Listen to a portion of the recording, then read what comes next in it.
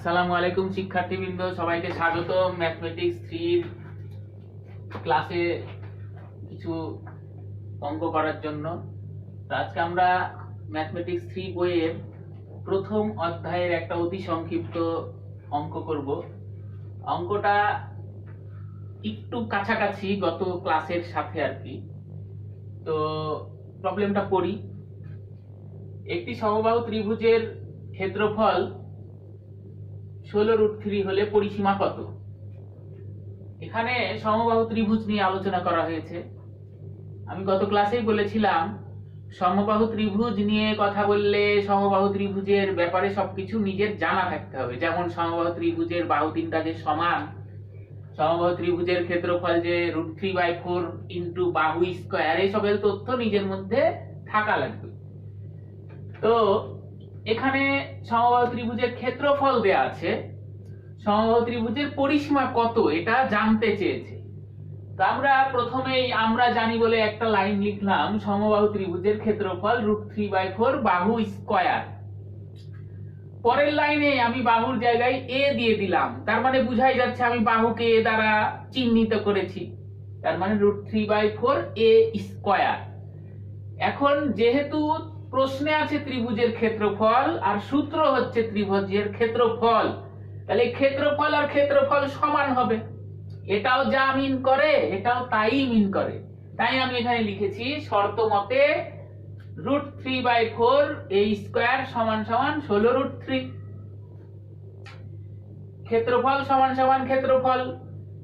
এইটার মধ্যে a হচ্ছে বাহু, তার মানে এটাকে নরমাল ক্যালকুলেশন করলে অজানা রাশি a এর মান বের করা যাবে। এখন আমি নরমাল ক্যালকুলেশন করছি, ক্যালকুলেশনটা একটু বুঝাই, যদি কারো দরকার হয় একটু মনোযোগ দিয়ে দেখলেই হবে। এদিকে a স্কয়ারের সাথে √3/4 গুণ আছে, তার মানে ওদিকে যে ভাগ হবে, তো ভাগ না হয়ে উল্টিয়ে গুণ হবে। ব্যাপারটা কিন্তু একই, এই যে গুণ হয়েছে উল্টিয়ে গেছে, 4 উপরে গেল √3 নিচে আসলো। এখন নরমালি কাটাকাটি, √3 আর √3 যে আমি কাটাকাটি করতেই পারি। উপরে 4 উপরে 16, উপর উপর গুণ মানে 4 16 64।